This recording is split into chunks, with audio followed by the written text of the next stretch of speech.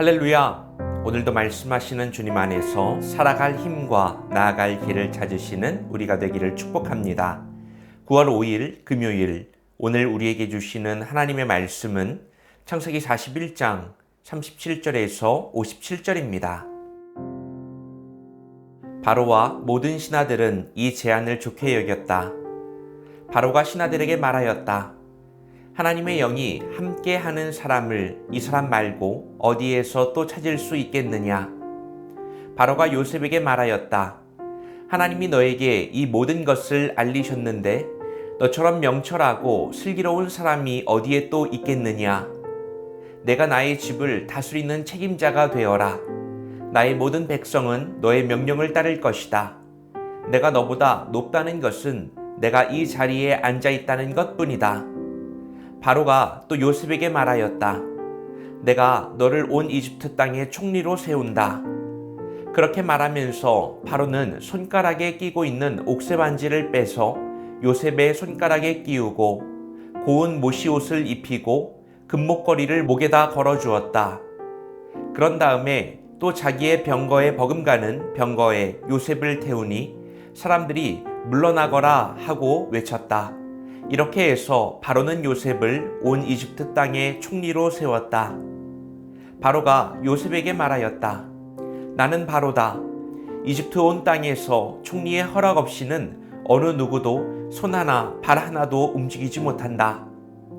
바로는 요셉에게 사브낫 바네아라는 이름을 지어주고 온의 제사장 보디베라의 딸 아스낫과 결혼을 시켰다. 요셉이 이집트 땅을 순찰하러 나섰다.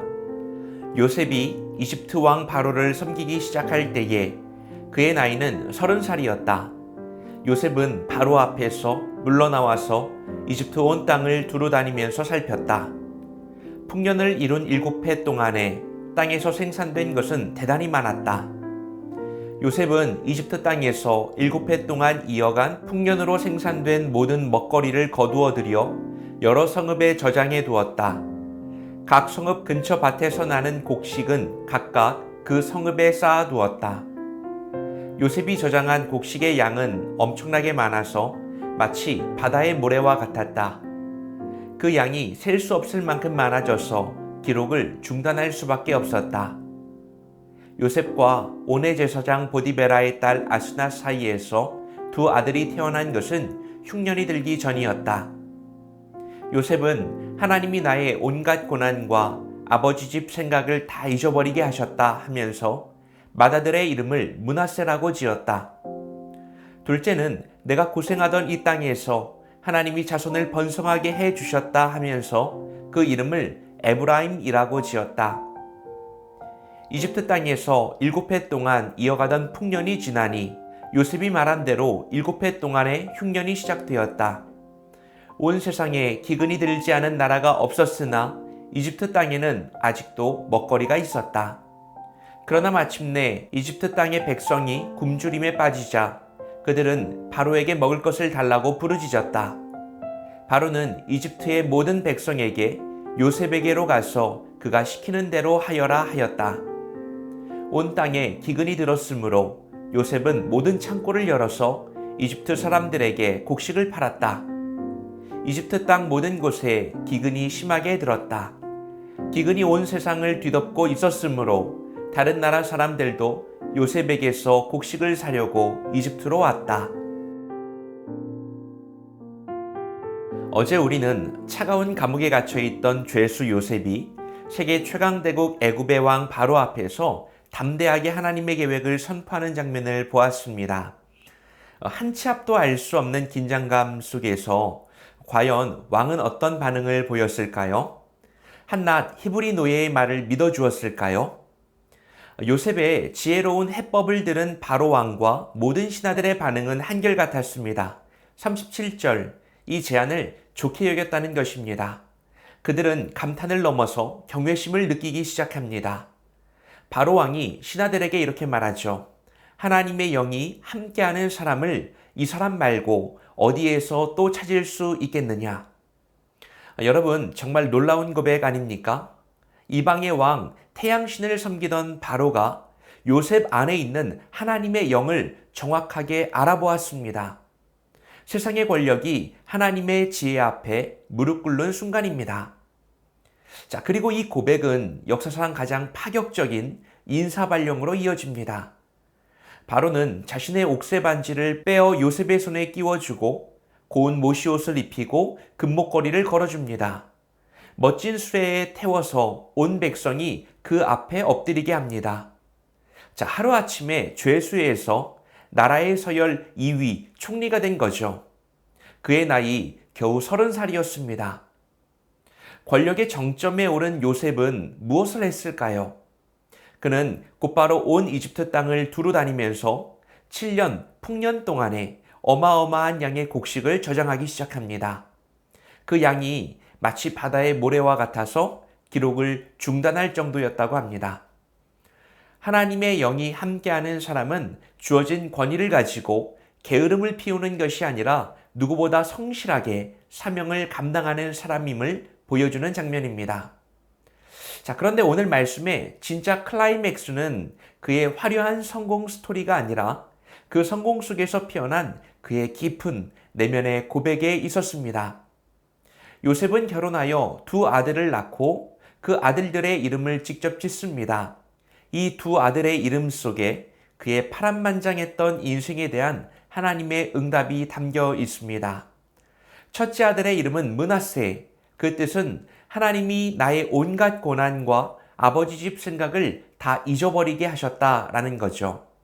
둘째 아들의 이름은 에브라임, 그 뜻은 내가 고생하던 이 땅에서 하나님이 자손을 번성하게 해주셨다. 자, 마침내 풍년이 끝나고 요셉의 말대로 온 세상에 끔찍한 흉년이 닥쳐왔습니다. 굶주린 백성들이 왕에게 부르짖자 바로는 이렇게 선포합니다. 요셉에게로 가서 그가 시키는 대로 하여라. 여러분, 형들에게 버림받았던 요셉이 이제는 굶주린 세상을 먹여 살리는 구원자, 생명의 통로가 된 것입니다. 오늘 말씀을 통해서 우리는 무엇을 깨달을 수 있을까요? 첫째는 우리는 세상 속에서 하나님의 함께하심을 어떻게 드러내고 있습니까? 이방의 왕 바로는 요셉에게서 하나님의 영을 보았다고 말씀이 증거합니다. 그가 본 것은 무엇이었을까요? 요셉이 갑자기 방언을 하거나 예언을 했기 때문이 아니었습니다. 바로는 요셉의 통찰력, 문제 해결 능력, 그의 정직함과 겸손함, 그리고 그가 제시한 지혜로운 대안 속에서 세상의 지혜와는 차원이 다른, 그러니까 인간의 열심이 아니라 하나님의 일하심을 본 것입니다. 여러분, 우리도 세상 속에서 살아갑니다. 우리들의 직장 동료, 이웃, 친구들은 우리가 주일 아침마다 교회에서 얼마나 뜨겁게 예배하는지 모릅니다. 그들이 우리 안에서 하나님의 영을 보는 순간은 우리가 맡은 일을 누구보다 탁월하고 성실하게 해낼 때, 모두가 절망하는 위기 앞에서 두려워하지 않고 담대하게 대안을 제시할 때, 나의 이익보다 공동체의 유익을 먼저 생각하는 정직한 모습을 보일 때입니다. 여러분은 여러분의 삶의 자리에서 어떤 사람으로 인식되고 계십니까? 나를 향한 주변 사람들의 평가는 어떠합니까? 나의 말, 행동, 나의 업무 능력과 성품을 통해서 세상 사람들이 저 사람에게는 뭔가 특별한 것이 있다 라고 느끼게 하는 살아있는 하나님이 드러나는 통로가 되시기를 축복합니다. 자, 둘째는 나는 과거의 상처를 어떻게 해석하며 살고 있습니까? 오늘 말씀에서 가장 큰 울림을 주는 것은 요셉이 두 아들에게 붙여준 이름, 므낫세와 에브라임입니다. 이것은 과거의 아픔을 이겨내는 믿음의 두 단계를 보여주는데요. 자, 첫 번째 단계는 므낫세, 잊게 하심입니다. 우리에게도 형들에게 배신당하고 억울하게 누명 썼던 요셉의 고난처럼 잊고 싶은 과거가 있습니다. 여러분, 므낫세의 은혜는 그 기억을 지워버리는 것이 아닙니다. 하나님이 주시는 현재의 은혜와 축복이 너무나 커서 과거의 상처가 더 이상 나를 아프게 찌르지 못하는 치유가 되었음을 의미하는 것이죠. 상처의 기억보다 하나님의 은혜가 더 커진 상태를 말합니다. 자, 두 번째 단계는 에브라임 번성하게 하심입니다. 이것은 치유를 넘어서 역전을 말하는 것이죠. 요셉은 내가 고생하던 그 땅에서 하나님이 열매 맺게 하셨다고 고백합니다. 나에게 가장 큰 아픔과 수치를 주어준 그 자리에서, 그리고 그 사람들을 통하여, 그 사건을 통해서 하나님이 가장 풍성한 열매를 맺게 하시는 놀라운 신비를 말하는 것이죠. 상처가 사명이 되고 약점이 간증이 되는 단계입니다. 여러분, 우리들의 과거는 어떻습니까? 아직도 과거의 상처에 매여서 원망의 자리에 머물러 계시지 않습니까? 먼저 하나님의 은혜로 그 아픔을 잊게 되는 므낫세의 치유를 구하십시오. 그리고 더 나아가 바로 그 아픔의 자리에서 풍성한 열매를 맺게 하실 에브라임의 축복을 믿음으로 선포하시기 바랍니다.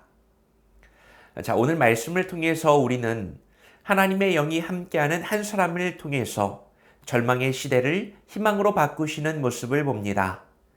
우리 삶의 자리에서 세상이 인정할 수밖에 없는 지혜와 성실함으로 살아내십시오. 그리고 하나님께서 우리의 모든 과거의 상처를 치유하실 뿐만 아니라 그 상처의 자리에서 가장 풍성한 열매를 맺게 하실 것을 믿음으로 기대하십시오. 오늘은 하나님이 허락하신 기회의 순간이자 축복의 날입니다. 기도하겠습니다. 살아계신 아버지 하나님, 한낱 죄수에 불과했던 요셉을 들어 세상의 구원자로 세우시는 주님의 놀라운 계획에 감사드립니다. 우리 안에 주의 영을 부어주사 세상 속에서 지혜와 성실함으로 주님을 드러내는 통로가 되게 하여 주옵소서. 과거의 아픈 상처들을 주님의 은혜로 덮어주시고 더 이상 우리를 지배하지 못하게 하시고 그 고통이 변하여 가장 아름다운 열매 맺는 주님의 역전을 경험하는 복된 삶이 되게 하여 주옵소서. 예수님의 이름으로 기도합니다. 아멘.